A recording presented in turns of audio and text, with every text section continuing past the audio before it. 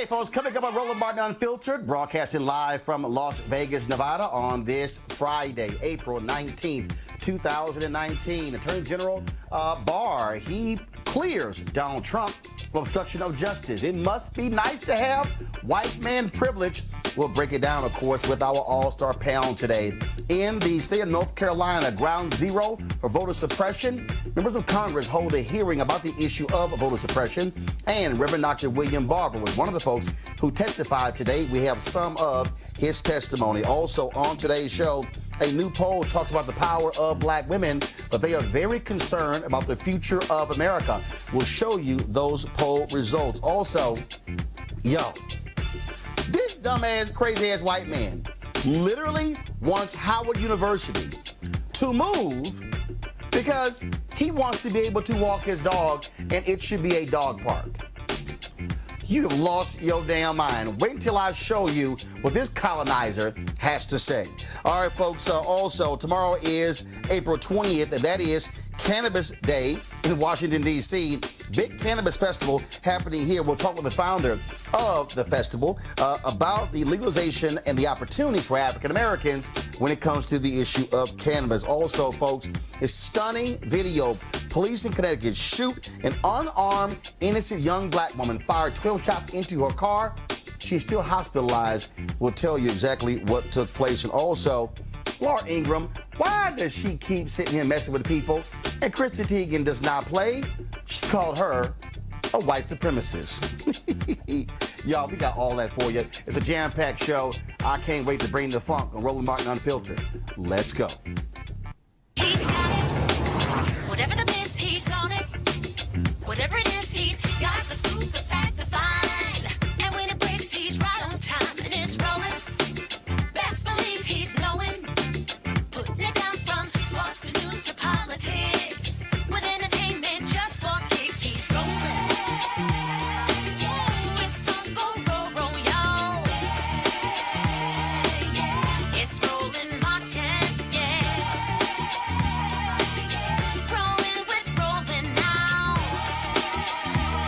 He's funky, he's fresh, he's real, the best, you know he's Roland Martin now.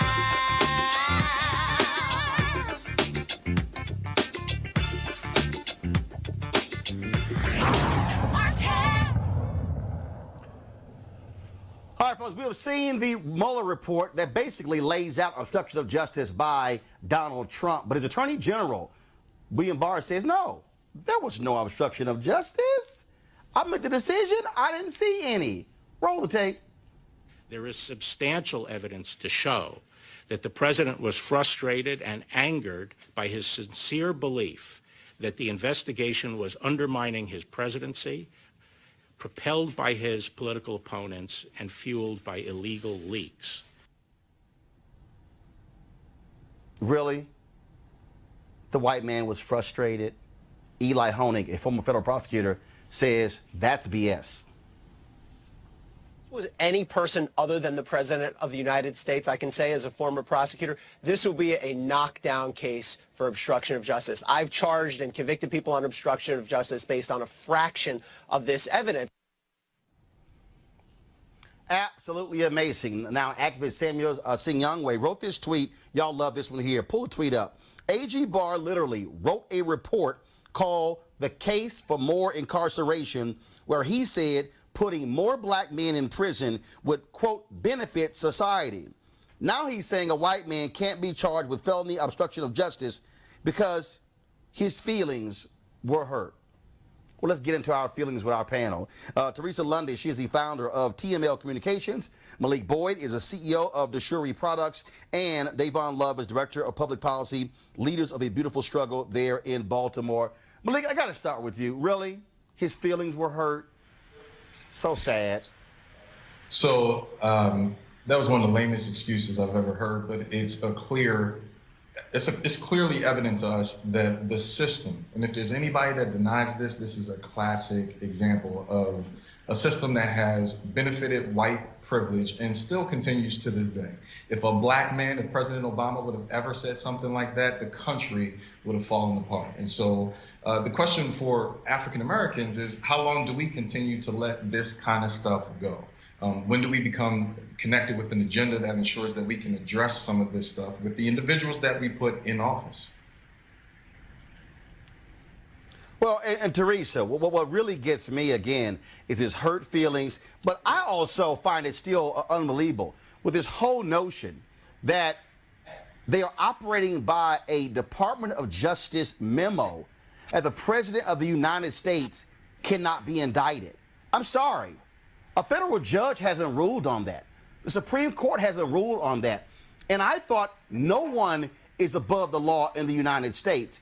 Even if you commit a felony as a president, you should be able to be indicted if you did something or I did something. In fact, it's so crazy that we're actually saying that anybody in the federal government, all the way up to the vice president, can be indicted, but the one person who can't, that's nonsense. Absolutely. And I think everybody needs to take an education lesson on the Constitution and how our judicial system actually works. Because when you're a natural born citizen here in the United States of America, one of those freedoms, yes, is freedom of speech. But the other one is if you are committing a crime, you are punished to the fullest extent of the law. And so, you know, when I heard that, I was a bit baffled because what makes the president, outside of being who he is, you know, a leader of the free world, but not someone who should be exempt from it. So we have to really start looking at what we're saying to the public, what's real and what's fake, and really start to understand the basis and the notions of where that's coming from. Because if we keep pushing that type of blasphemy out there, we will probably be in a worse state than we are now in terms of finding the truth and delivering justice when needed. Well, and in fact, Davon, I want to go to you next, and I want to tie in the story out of Baltimore with this very discussion. The cops who killed Freddie Gray, those cops, none of them went to jail, not a single one. Yet the black men who set a car on fire, they're going to jail for several years. And if I compare that case in Baltimore to what we're seeing with this notion of Donald Trump, and this is not just Donald Trump. That memo could have applied to President Barack Obama, could have applied to President Bill Clinton. And so you had this memo that was written, but still, I find it unbelievable because that you can say that, well, because the president is so busy, they can't be indicted. No, if you do wrong, you should be indicted. And the vice president, cabinet members, generals, all these folks, they can be indicted and not him. And what Donald Trump did, and his whole idea that, oh, well, you know, his people didn't follow through on his orders. Donald Trump tried to obstruct justice. It is undeniable. And you have two systems for those in power, those who are not. Those guys in Baltimore are going to prison for several years, and those cops who killed Freddie Gray are still walking around getting paid, Davon. Absolutely. I mean, I think that there's tremendous amounts of cynicism in the general public about whether or not we actually have a system that's fair. Now, many of us have known for years the criminal justice system is a system that protects those with power and money. And so what we see with the president is that he is able to use all manner of legal machinations in order to protect himself and his interests in ways that folks that aren't president of the United States, folks that have significantly less power and influence, have at their disposal. And so I think it's important for us to think about what message, you know, beyond just the politics of it, because I think the other panelists, you have done a good job of you know, talking about the politics of it in terms of federal government politics. But I think it's also important to think about what message does this send, right, to the average American citizen about the nature of the criminal justice system. And what this does is just it furthers the idea that has been growing, I would say, over the past few years, given all, the uprisings, the issues around police brutality becoming more mainstream. What this story does is that it gives credence to the fact that we live in a society based on racism and white supremacy, and that those that hold that kind of power are able to protect themselves from the state in ways that disproportionately undermine the humanity of people of African descent, people of color. Well, and the thing that also I find to be real interesting when you look at how Donald Trump operates. Don McGahn was the White House lawyer who's the White House general counsel. When he went before Bob Mueller, Malik, was instructed to tell the truth. He could have been prosecuted for perjury if he lied. If you want to see how this Trump White House operates, Don McGahn went to work for a law firm after he left the White House. The Trump campaign, they're penalizing his law firm. There's a story on Politico right now where one Trump advisor said, why in the world would you want to put your enemy on the payroll? They literally are penalizing him because not only would he not lie for Trump when he was ordered to, he wouldn't lie to Bob Mueller, and Trump and his people are upset because he wouldn't keep lying for him. It's interesting because you tied in the Baltimore case with Freddie Gray. And I think we can tie it up really simple.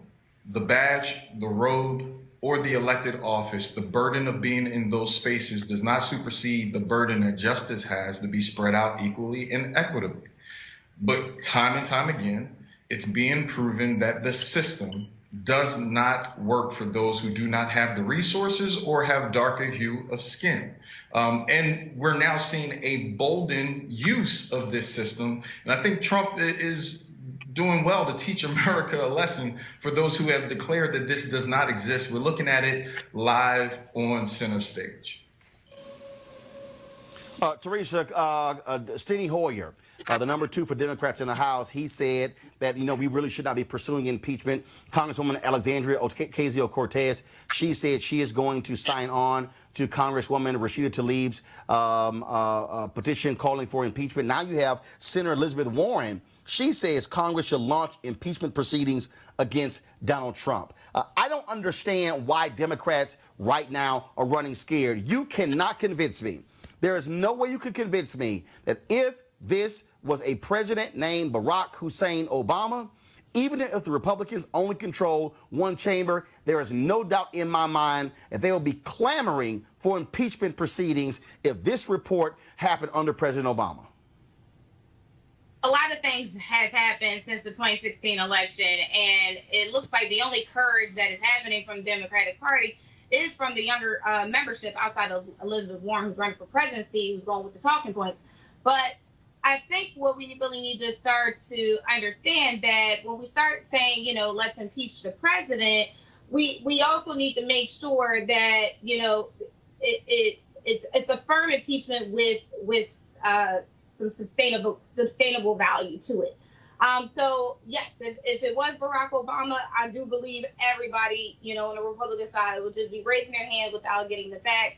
But, of course, since we are dealing with our America, which is right now, that we are also seeing, pretty much those negative connotations of what happens and how they're weighing against their own elections, because people don't know if Trump is going to win in the next cycle. So I think everybody right now is playing the cautious card, and hopefully, they'll make the right decision if impeachment is the right thing to do for this president. But Davon, what this is about is the rule of law. And again, this is not a question of Democrat or Republican, red or blue, liberal or conservative. This president, undeniably, the information is clear. This man tried to obstruct the investigation into him. And he said yesterday, I could have fired Mueller if I wanted to. Yeah, I mean, there's a level of, absolute power that I think has really colored the way in which the Trump administration has operated. And so, to your point, I mean, would make sense for Democrats to use every instrument at their disposal to check the president in terms of the way in which he's trying to wield power. I think, though, and this may be kind of an unpopular, perspective, but it's interesting in terms of the Democrats' unwillingness to, proceed with impeachment proceedings, because if you think about the United States history in interfering with elections around the world, and it continues to do so, its history of undermining elections around the world. And I imagine that there's some things that have to be reconciled if the Democrats and if the Congress in general is going to, proceed against the president in terms of impeachment, particularly relating to foreign involvement, of Russian involvement in our elections. It really calls into question, what is the real nature of the value of democracy, not just when it benefits us, but the value of democracy as a principle. And so I do think on principle, I think the Democrats have a responsibility to proceed with impeachment proceedings. But I think a much larger question, which is, as in the United States, as Americans, there needs to be a standard set that the United States does not do what it's alleging of what Russia has done to the United States elections in 2016. We have to make sure that we're just as strong as making sure that the U.S., through its intelligence agencies, aren't carrying out those same kinds of activities around the world. And Malik, I want to go to that point before I go to my next story. Here you now have Senator Scott of Florida now wanting information from the Department of Justice about Russia tampering with the election there in Florida. They, according to the Mueller report, they accessed data in Illinois and Florida. They laid out clear, undeniable evidence of Russia trying to help Donald Trump and help Bernie Sanders because they hated Hillary Clinton. You had Putin sending his oligarchs to America to establish ties with Donald Trump and his administration so they could lift those sanctions, and Donald Trump did exactly what Putin wanted by not following through with those sanctions. What you have here is an administration with deep ties to Russia. He's doing the bidding of Putin, and Republicans, why in the world are they not demanding that this administration do more to protect our election? There is no doubt Russia will try to do in 2020 exactly what they did in 2016. Well, Roland, I think my fellow panelists brought this out, and we just got to call a spade a spade. America has been involved in other countries' elections for years, hundreds of years, and we continue to do that same thing. And so, one, the Republicans aren't going to say anything. And to your point, it's not a Republican or a Democrat thing. It's government and what we have consistently done, not only on our own soil, but across the waters. I mean, yes, 1,600 and national elections look a little bit crazy, but try a local election in Philadelphia or Chicago and see what kind of tactics are used on a daily basis. So either we're going to drain the swamp and everyone in it that's been involved and create a new system, or things are just going to continue to do what they do right now. We create smoke screens, fake like we're angry, and wait for the next election cycle. All right, folks, let's talk about, again, when you talk about democracy and how important this is, let's go to North Carolina, where Congresswoman Marcia Fudge of Ohio held a hearing there dealing with Section 5 of the Voting Rights Act. We have detailed on this show for years what North Carolina Republicans there have been doing. They have been desperate to actually suppress the black vote. In 2008, massive turnout led to Barack Obama winning North Carolina by 14,100 votes. They had a dramatic increase in voter turnout as a result of the reforms put in place. Republicans said, oh, hell to the no. What did they do? Got rid of allowing 17-year-olds to be able to register to vote in time to vote in the next election. They got rid of citizenship training.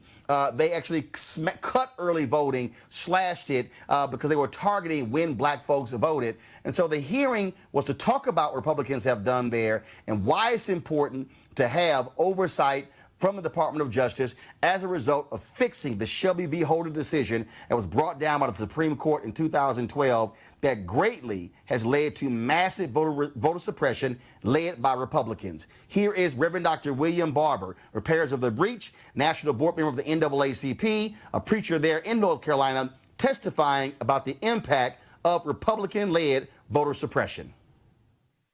Reverend Barber. Thank you, Madam Chair. First, I think we should fully restore and expand the Voting Rights Act. Looking at the dynamics today, 40% of the population in the South is now people of color, and we should fully expand it. I think that we have to be very careful when I hear people wanting to make this about partisanism and keeping it where it is about race. Ultimately, voter suppression is racist voter suppression. That has always been, and that's what we continue to see. The court said here in North Carolina it was with surgical precision regarding race. I think we also, and I'd like to submit some additional things, but also issues like automatic voter registration at 18. If you can be registered for war at 18, automatically you should be registered to vote automatically at 18 to expand the vote. We should be looking at ways we can expand and more institutionalize early voting. All of those things that allow more participation. I'm haunted by that question the federal judge asked. Why is it that people don't want people to vote? And I would hope you would pull that from that federal, he asked it in court, it's in the record. Lastly, and I don't know how we deal with this, but beyond just restricting the right to vote, what we have had in North Carolina and in other places is an unconstitutionally constituted legislature then blocking the people of North Carolina from benefits like Medicaid expansion, like living wages. And then an unconstitutionally constituted legislature, once they lose in the federal court and lose in the state court, turn around and put things in the Constitution.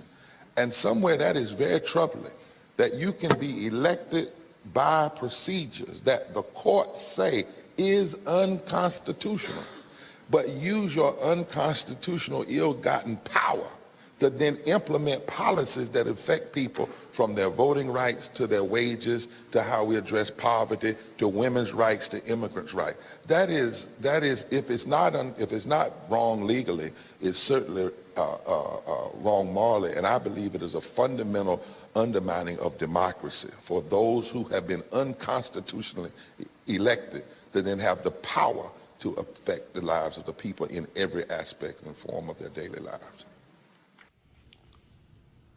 Davon, we know for a fact that Republicans believe in voter suppression. We know what has happened in North Carolina, what has happened in Mississippi, what has happened in Alabama, what has happened in Florida, what has happened in Texas, what is happening in Tennessee, where they're trying to criminalize folks who are registering those to vote. We know exactly what happened in 2016 with voter suppression in Wisconsin, where even the voter ID bill that was approved there by federal judges, they were foot dragging, where a federal judge had to call in Governor Scott Walker to the court and say, why is your office dragging their feet on issuing voter IDs?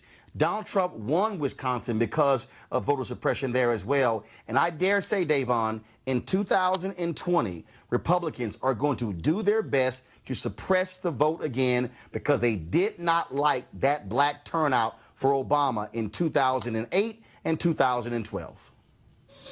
Yeah, I mean, I think important context that I'm sure many of your viewers are familiar with. You know, after the Civil Rights Act of 1964, Dr. Martin Luther King started working on the Voting Rights Act of 1965. And, you know, what isn't publicized enough is that a part of the rationale for pursuing the Voting Rights Act of 1965 was because it was important to Dr. King that if we were serious about dealing with discrimination, beyond just protesting, that there were a tremendous amount of counties and municipalities in the South that were majority black in population, but didn't have the political power to govern those municipalities. And so, you know, the gutting of the Voting Rights Act was a gutting of black political power, right? Because the Voting Rights Act is an instrument of black political power. And of course, we all know that Democrats are heavily reliant on the black vote. And so Republicans understand from their political vantage point that undermining Black political power is something that is to their advantage. And so all the things you just mentioned in terms of the lengths that the Republicans in North Carolina and around the country have gone to engage in voter suppression is something that, as Black people, it's really important that we understand that curtailing our Black political power, right, curtailing our access to the ballot box, is curtailing one particular important mechanism among many that's going to be important for empowering our communities and using the power that we do have to have leverage over the Democratic Party in order to get the interests that we need as a community. And so we need to have the vote available to us. And so it's important for us to continue to speak out against voter suppression because, again, it's a direct attack against the development of Black political power. And look, Malik, the reality is Republicans can continue to run around and try to say, oh, we're not doing this. This is all about voter fraud or election fraud. But that's nonsense. This is an undeniable attempt to target Black voters. And for Chief Justice Roberts to say, well, look at the Black turnout, that means this is no longer needed. No, the Black turnout got so high that because of Section 5 and 1965 Voting Rights Act.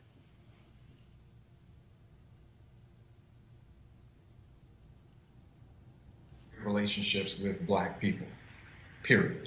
You're not going to find Republican efforts, especially in urban cities like Philadelphia, where they're sending any kind of real resources to the community to have real relationships. So the only way to block those ward leaders and committee people who galvanize votes in midterms, in primaries and generals, is to make sure that there are laws that impede that voting bloc to get to the table. Look, North Carolina still has a law on the books that's not enforceable, I believe, but it's around a literacy test. And so, I mean, they're very deliberate about what they're going to do. They're going to continue to do it until we stop it. But here's the other piece. African Americans have to get serious about voting. We can't have 17% turnout in major municipal elections like in Philadelphia and declare victories. We have to ensure that we're turning our people out and that they understand that the vote is an expression of our freedom of speech and it is an economic choice every time we choose to vote or not.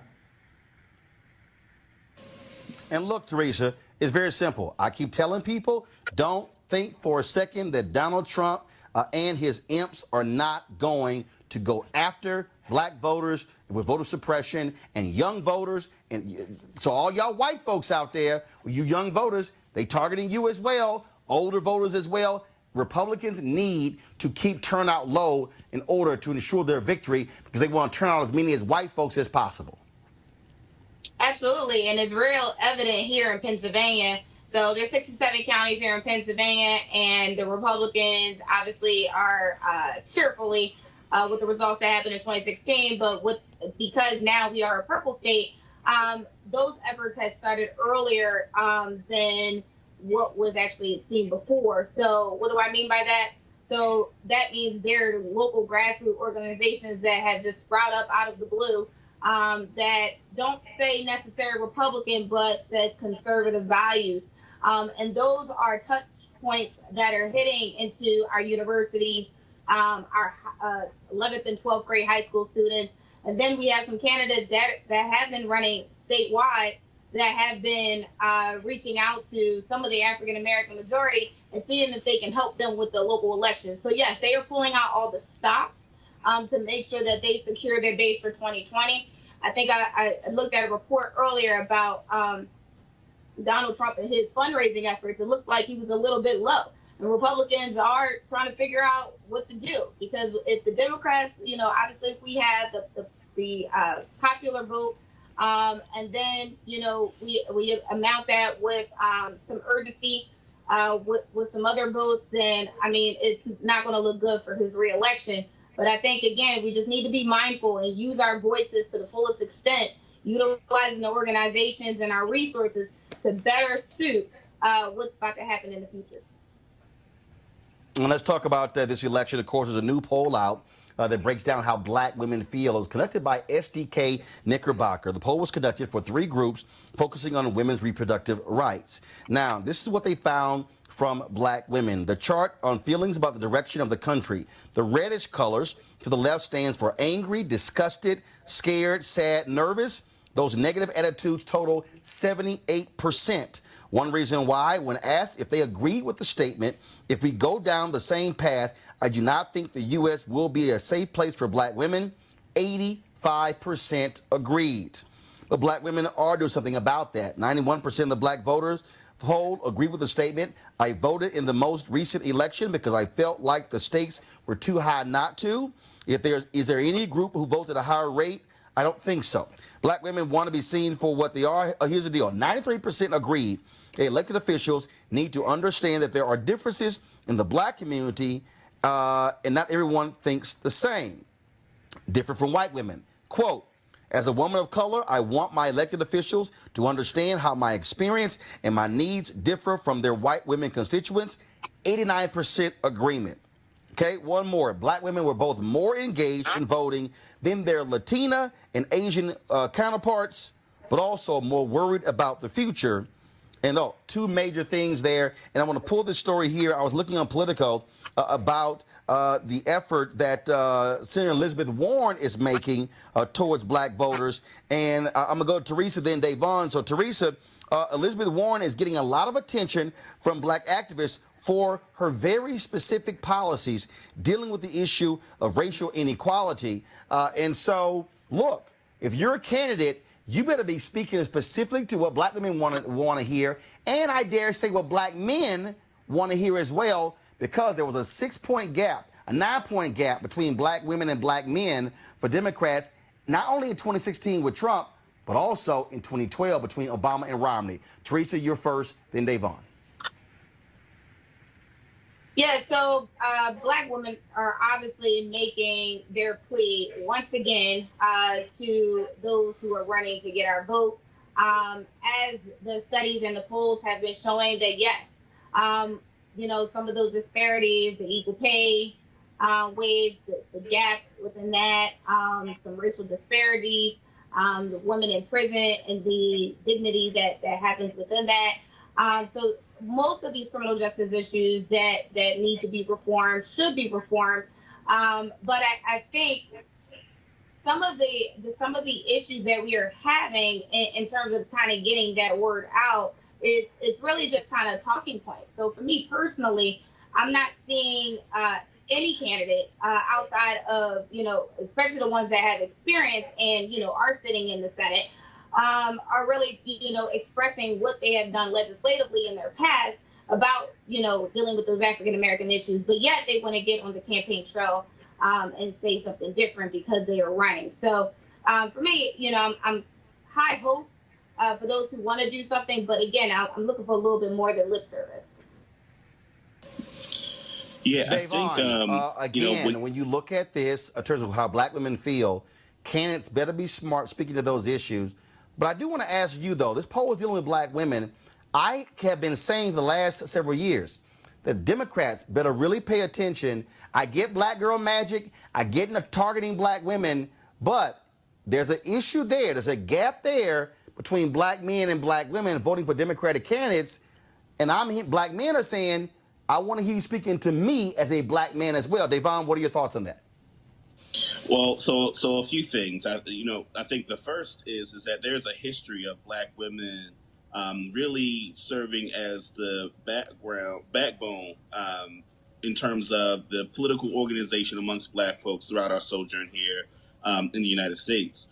So you think about like the Montgomery Improvement Association, you think of someone like Joanne Robinson, who kind of was the operator of the machine that was the Montgomery Improvement Association that was, involved in the organizing that dealt with segregation down there. And so, there's history all over the United States like that, where you have, colored women's clubs, that were big parts of creating political organization. And many of the remnants of those political machines exist today. And so I think the data from the report that we're referencing just shows really the remnants of the political organizing that was really the bedrock of that. Now, to your point about the gap between black women and black men in terms of voting, I do believe if we really look at mass incarceration and the war on drugs. And we look at the particular impact it had on the social fabric of the Black community.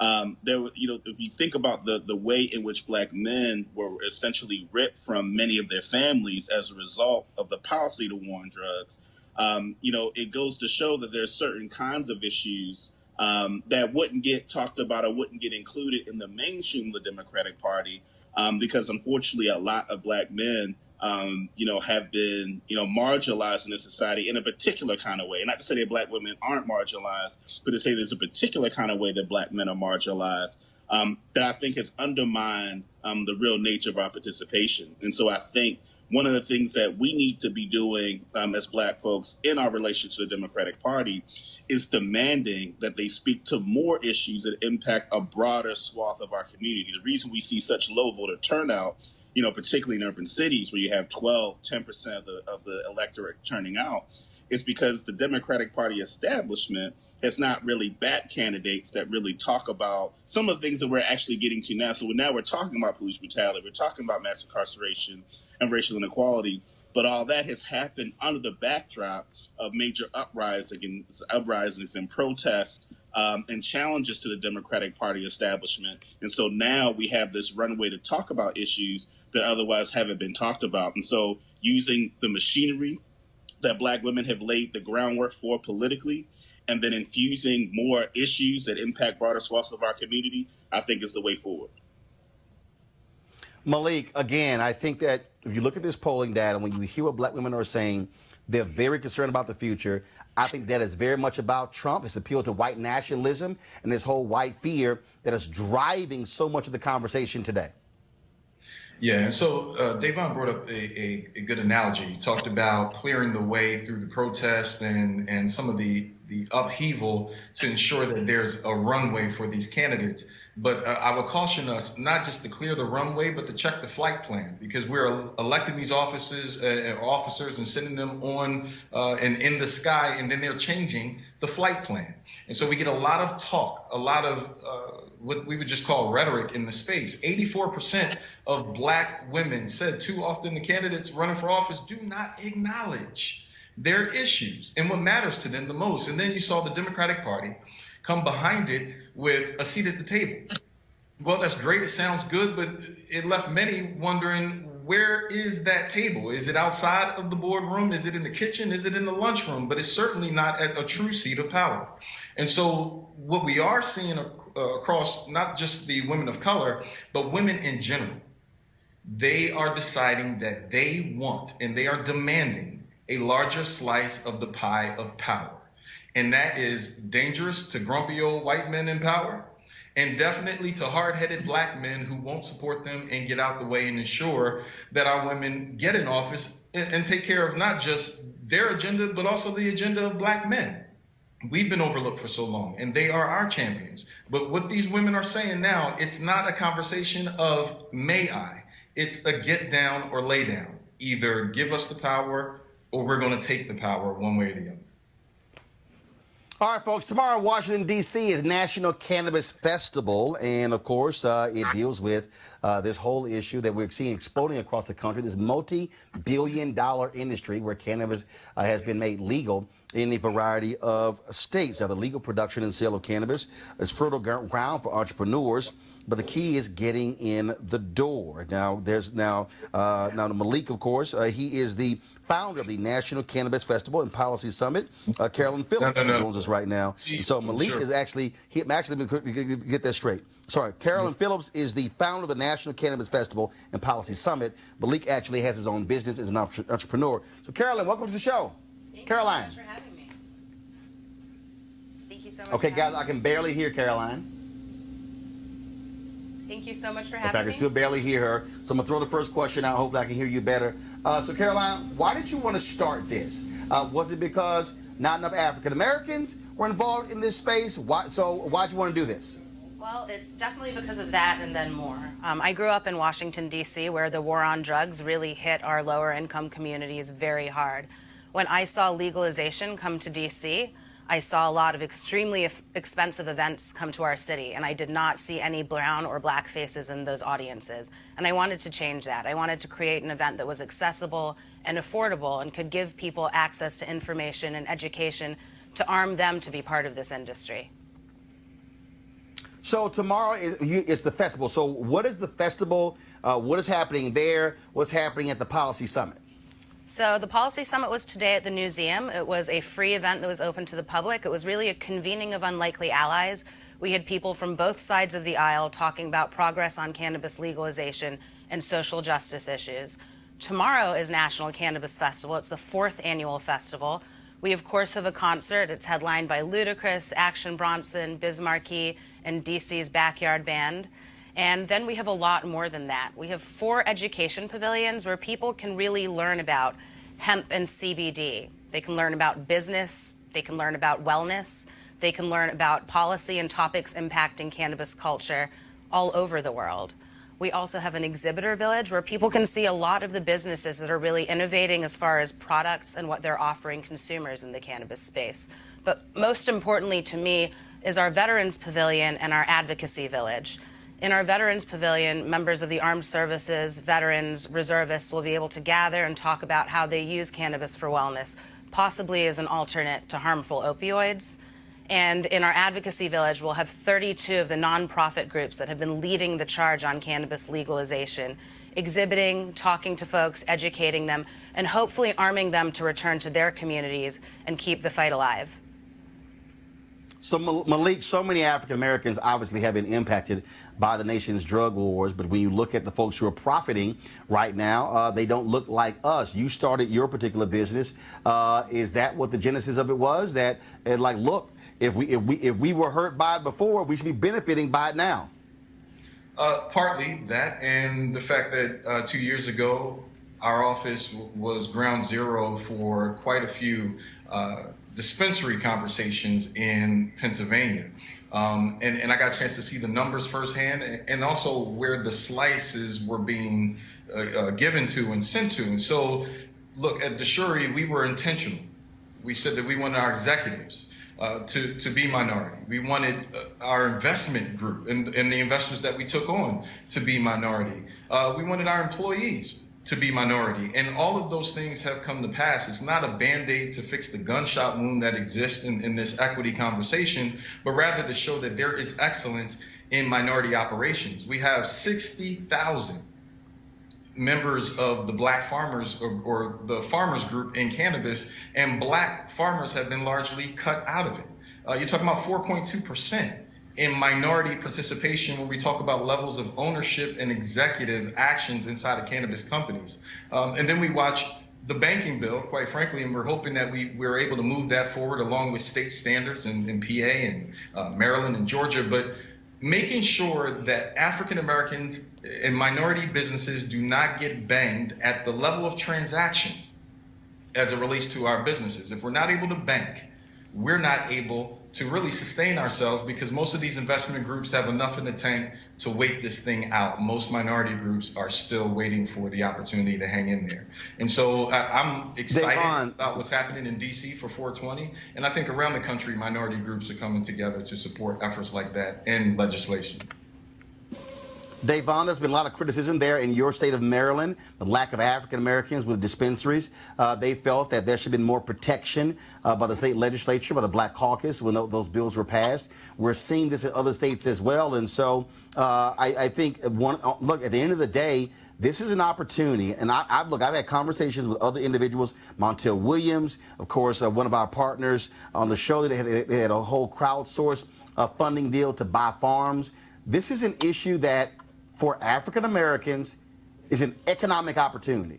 And we should be having the conversation and be in the conversation and not be left behind when this thing is, I won't say it's right now, it's, for lack of a better phrase, fertile ground. But at the end of the day, this is not truly an industry that is already at capacity. We have an opportunity to actually be a part of this. Now we got to be engaged, Davon. Absolutely. And you're right, about the state of Maryland, where, you had a lot of, white money really has driven the nature of licensing here in Maryland. White money's relationship, to the presiding officers and the Democratic Party leadership. And so, that's one of the things that's going to be a struggle we're looking at getting more Black folks access to those opportunities, is that, they're competing against folks that just have more resources at their disposal. Now, one of the things that we're actually looking at here in the state of Maryland, my organization, Leaders of a Beautiful Struggle, and our director of research, Lawrence Grand Prix, has been thinking about the idea so there's one conversation to be had about business opportunities. And those business opportunities can include, growing, but it can also include other auxiliary industries, the paraphernalia and whatnot. But what we're looking at is, how do we take the enormous tax revenues that are going to be generated, and how do we make sure that those are actually directed to the communities most directly impacted by the war on drugs? Because even though, it's important to look at ways to make sure that we're included on the business side, what we know is that there will be tax revenues to be generated. And in other states around the country, it was range between 50 million, to 200 million, depending on the state, depending on the tax structure. And so one of the things we're looking at is, how do we make sure that those resources don't just go to the general fund, but how do we make sure those resources are targeted at community opportunities, opportunities for the community to be empowered, whether it's through community development opportunities, whether it's through investing in, programs that can uplift people that are in those communities that were ravaged by the war on drugs. So I think that's also the other angle of this that's important to talk about, is how do we make sure those tax revenues are directed in a way where our community can be repaired from the harm that's been done. Teresa, I want to get your thoughts, and I'm going to finish up with Caroline. Teresa, go ahead. I think it's a great opportunity for economic development for African Americans. I think it's fine time that we have not only licenses, but the opportunity to be a part of a growing industry. So I applaud those efforts. I applaud the festival. I believe this is their second annual. But also the African American woman with the vision to do this, to know that it's more about networking and selling, but it's also about the policy that we can impact and change lives and communities every single day. Caroline, we know that the reason this is being held up in New York State is because the Black Caucus is also demanding what is going to be the impact for African Americans. This is where Black state legislators across the country can use their power to ensure African Americans are not left out of this process. Again, we were hurt greatly as a result of these drug policies, and then we should not be left out of the opportunity to participate on the business side of the growing cannabis industry. Caroline, your final comment, your thoughts on that question? Absolutely. We have states that are now using tax money from cannabis to pay bills, but we have people sitting in jail for paying their bills with money from cannabis. So that needs to be evened out. And I think before we rush for full federal legalization, we need to make sure there's a good foundation for equity. Because if you look at the .com boom and the whole Silicon Valley, you don't see people of color and you don't see women. And that's because we weren't at the table when those decisions were being made.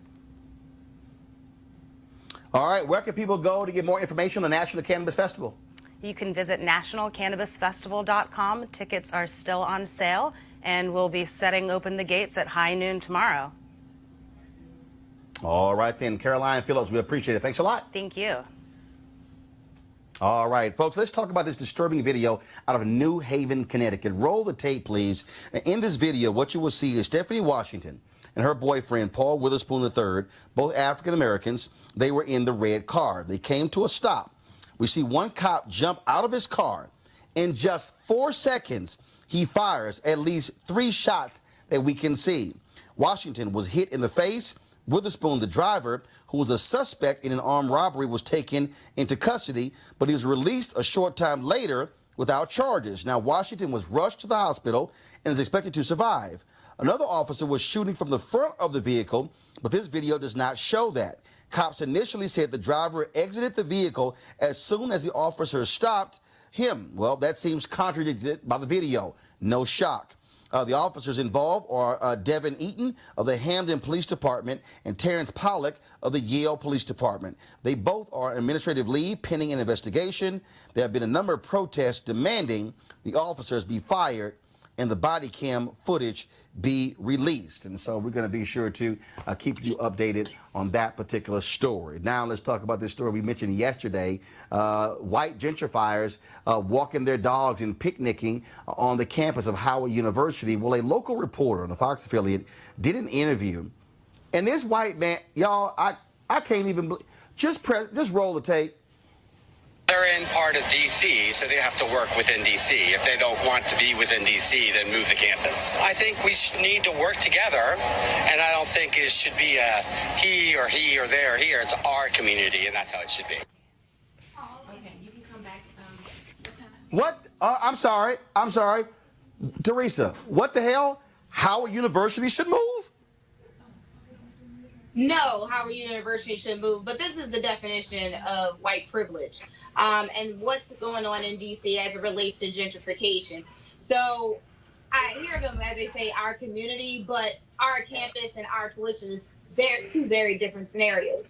The Howard University leadership obviously needs to address this and make sure policies are put into place since there's so much gentrification that's going on in that area.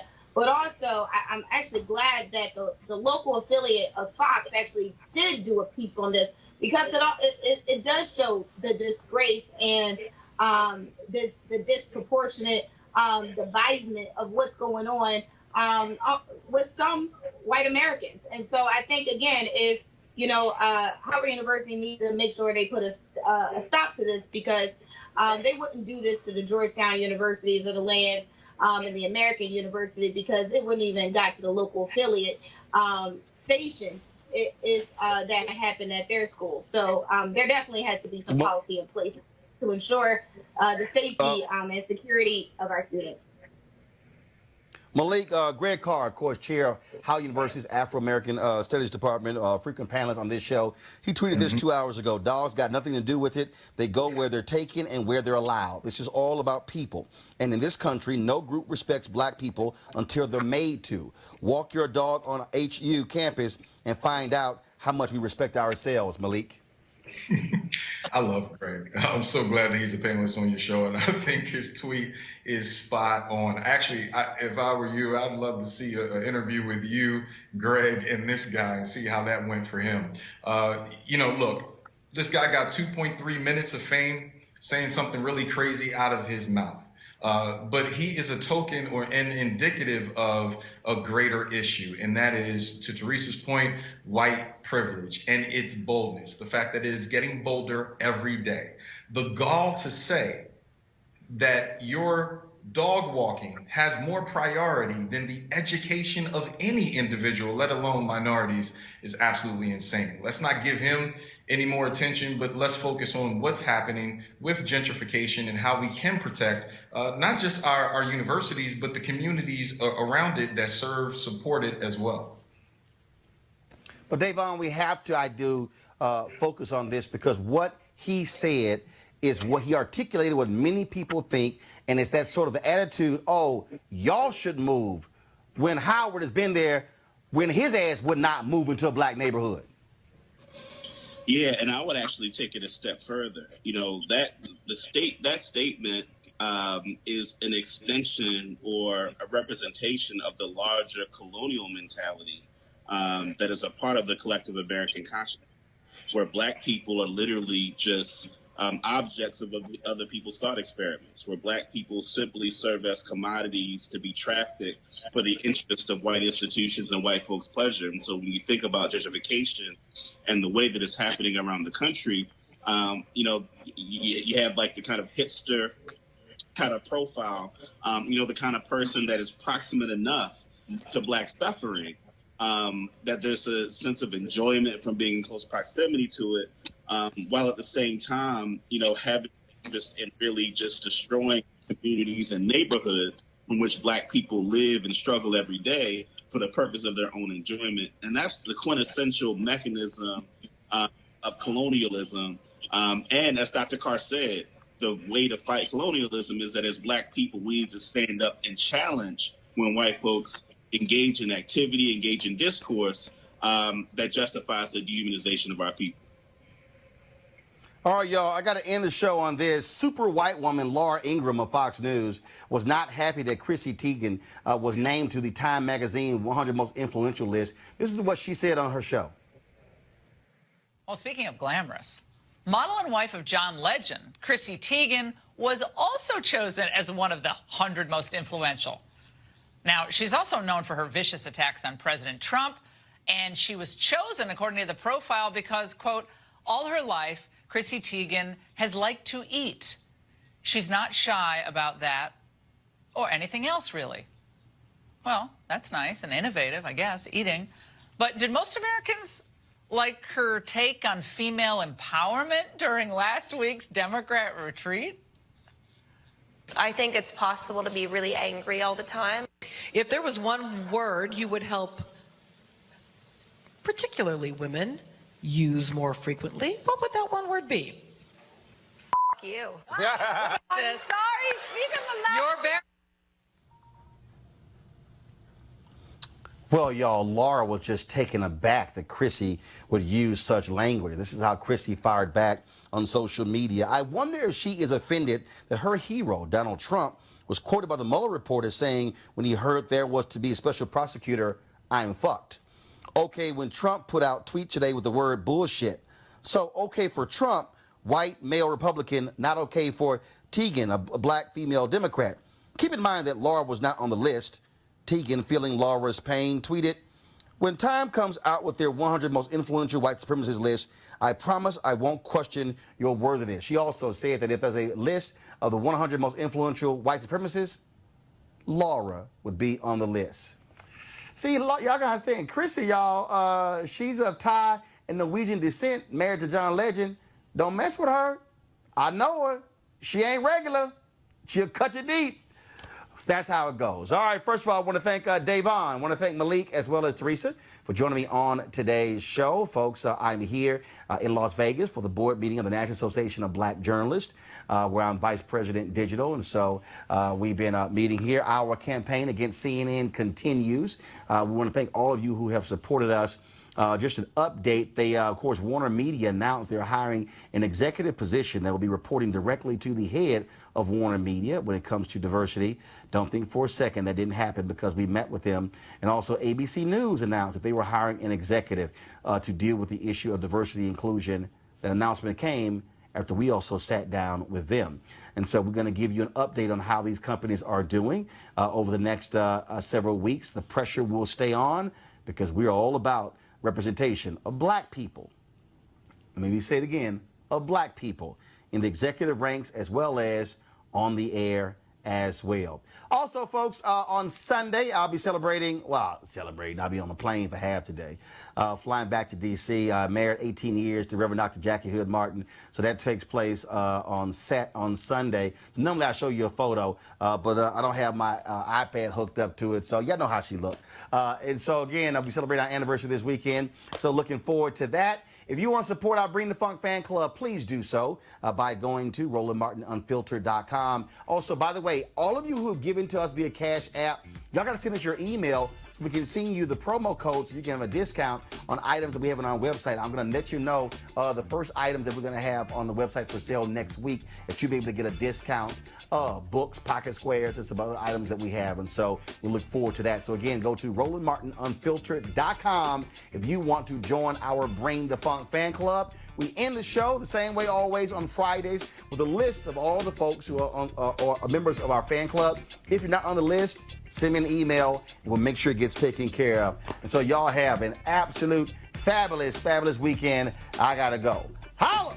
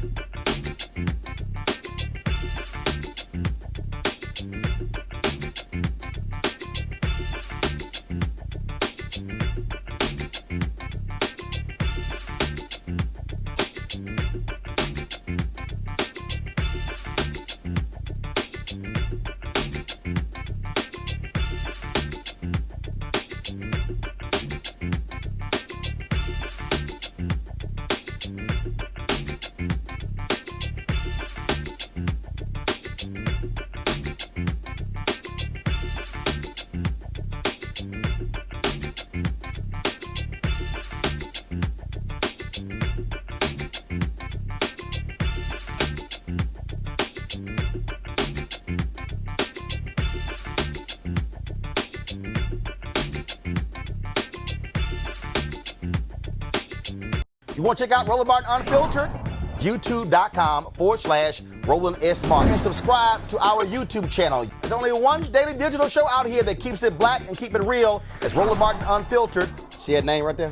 Roland Martin Unfiltered. Like, share, and subscribe to our YouTube channel. That's YouTube.com/Roland S. Martin. And don't forget to turn on your notifications so when we go live, you'll know it. Hey fam, want to check out Roland Martin Unfiltered? The blackest show on all of digital, cable, and broadcast. Check out our audio podcast. There's only one daily digital show out here that keeps it black and keep it real. It's Roland Martin Unfiltered. Press play.